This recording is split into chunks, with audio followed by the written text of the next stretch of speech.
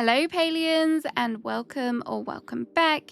Yes, I'm back again with another Elderwood video, but this time we're going to talk about resources and materials that are available in the Elderwood map area. These are all brand new resources, and I have run around the map, collected them all, so I can give you an idea of where to find them so you are ready to craft a new piece of furniture or maybe do some cooking. Don't forget to like for more Palia content, but let's get into this. First up, I want to start with the forageable items, and to match the enchanting vibes of the Elderwood, there are, of course, new mushroom varieties. The first is the elderclam mushroom. This mushroom is primarily found in the bog areas or in shallow water.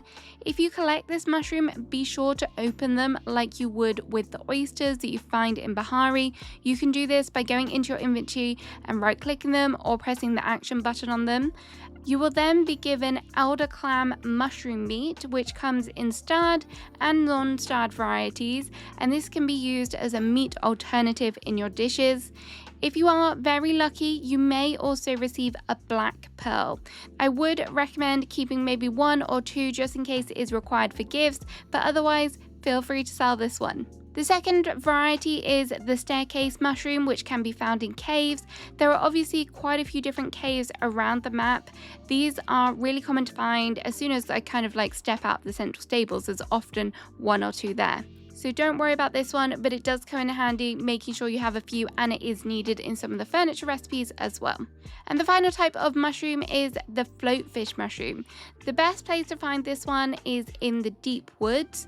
They are actually growing on the giant trees that are there, so you kind of have to climb up to grab them. Sometimes it's a little bit finicky to get them because the F button doesn't always appear when you're on top of them, so you kind of have to be off to the side. So just a word of warning about collecting them that way. You should also know that as in addition to finding the mushrooms in the world and gathering them, you can also obtain them from hunting the small creatures, and you will get random drops that way.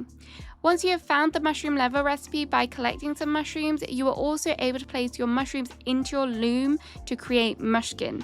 Be careful when doing this though if you are trying to make a profit, as some of these mushrooms are actually more valuable sold as they are than actually turned into mushroom leather. So check your pricing before you are just putting them in the loom willy-nilly. The forageables don't just stop with the mushrooms though, there are plenty of other things to find on the map. One of the most common things is the Elderwood orchids, and these are pretty much scattered throughout the whole area. These you will require a lot of for some of the furniture pieces, so I do recommend that if you see them, grab them. Pixie berries are another very common plant found within the Elderwood area.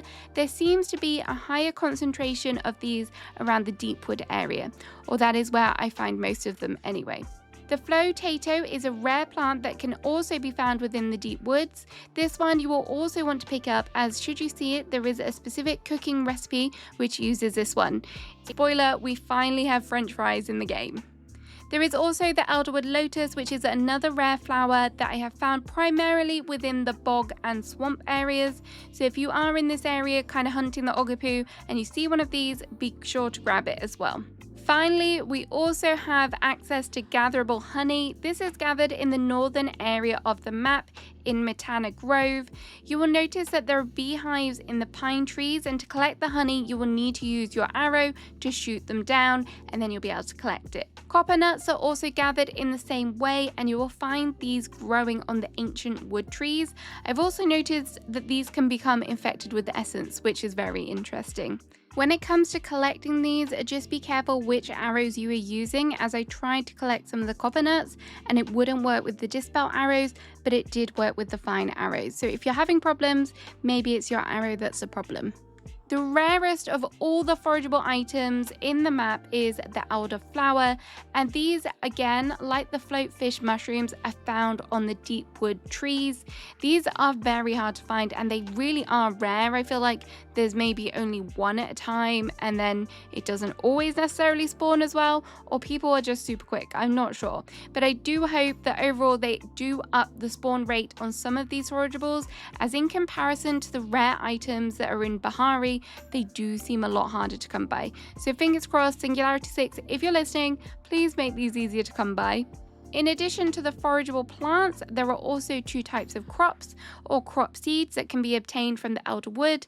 Firstly, we have the butterfly beans. You will find the butterfly bean plant on the map, and when you collect them, you are given a butterfly bean and you are also given a butterfly seed for you to take home and then plant on your gardening plots. These are primarily located at the trunks of the large ancient trees, and I have found them within Matana Grove, Deep Woods, and also the area south of the Honeyspiel Slope. So keep your eyes peeled for these ones as well. Again, sometimes these can be infected as well, so you might not always notice them on the first go. Then, of course, we have the long-awaited pumpkins. You will not find the pumpkins in the world though. Instead, you will have to buy them from Tamala's Potion Shop. Tamala's Potion Store is not immediately available as soon as you enter into the Elderwood, and it becomes unlockable as you progress through the main story. You will need to purchase these using essence, and it costs 500, so save up some essence for these. When hunting creatures, you will also discover that there are a number of droppable items from the huntable creatures within the Elderwood. Firstly, we will talk about the Ogopu. As standard, once you have hunted the Ogopu, you will receive Ogopu meat, which can come in starred and non-starred varieties. You will also receive the Drock Ogopu skin, and this one is like slimy. It looks really gross, but either way, it's slime, and you will start collecting a lot of this if you are actively hunting. So those are the normal drops. Then depending on the rarity of the Ogopu you have hunted, you have the chance for one of their scales to drop. There is the normal scale, the emerald variety, and the hardest to come by is the wave back Ogopu scale. Whilst hunting the small, you also have the chance to receive mushrooms, as I mentioned earlier, but there is also the chance to collect their spores as well. The most common is the general small spore, then you have the elder small spore, and finally the pixie small spore. These all drop from their relative kind of creature counterparts, so bear that in mind when you're hunting. So if you need a specific scale, make sure that you are hunting, for example, the emerald ones to get the green scale. If you do manage to collect one of each of the scales and one of each of the small spores, you will receive a mounted Ogopu and obviously a mounted small for the small spores as well. These are all part of your accomplishments, so if you haven't checked in there, be sure to do. The Elderwood has also brought with it new mining ores. The most basic and common mining node within the Elderwood is the white stone. This is a brand new form of stone. It is used in many of the crafting recipes for your furniture, and you can purchase the white stone slab recipe from Hidari's mining store once you hit level 5 mining for 300 gold. The next ore that you will find more abundantly in the Elderwood is Palium. Although Palium is not a new resource, I'm going to mention it now because there have been some changes to it and it is solely found in the Elderwood now. So this is now a dedicated Palium node that you will find here. You won't find it in Bahari anymore, and it is more common than what it was when we were mining in Bahari. The rarest of the ores now found within the Elderwood is the platinum ore. This one can also be used in the smelter to create platinum bars, but you must have level 10 in mining to purchase the recipe from Hidari. This one is quite hard to find, and double check your ores because the color of the platinum is quite similar to the gray of the white stone, so be sure that you are kind of not running past any of the platinum ores as you're moving around the map. When it comes to locating the ores throughout the map, there doesn't seem to be highly concentrated areas of spawns. Instead, the nodes are kind of pretty spread out throughout the map. However, I have noticed that there may be a slight increase in their concentration in the cave. Occasionally, it does feel like there is more there. I don't know whether that's just because it's a smaller space, so everything is kind of pushed in together a little bit more.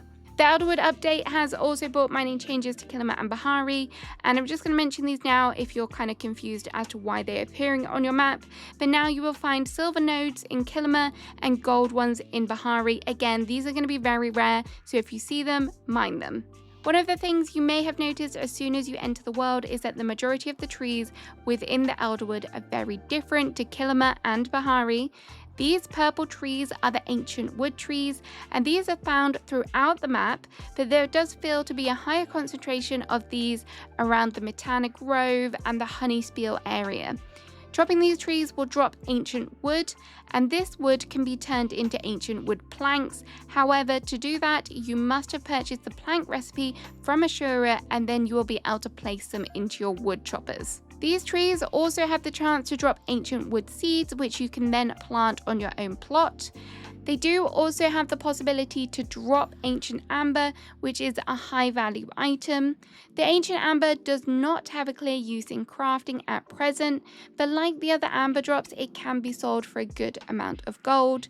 I would recommend, as always with everything, is just kind of keep 1 or 2 in your storage, just in case a villager may want this as a gift, but after that, I would definitely sell these. So there we have it. There are all the resources, the materials that you need to know about coming from the Elderwood. I hope you found this helpful, and I hope if you were missing something, it may have kind of guided you, or now you know where to focus on if you are looking for a particular thing. Have a great rest of your day. I hope you're enjoying the update still, and I'll see you again soon. Bye bye.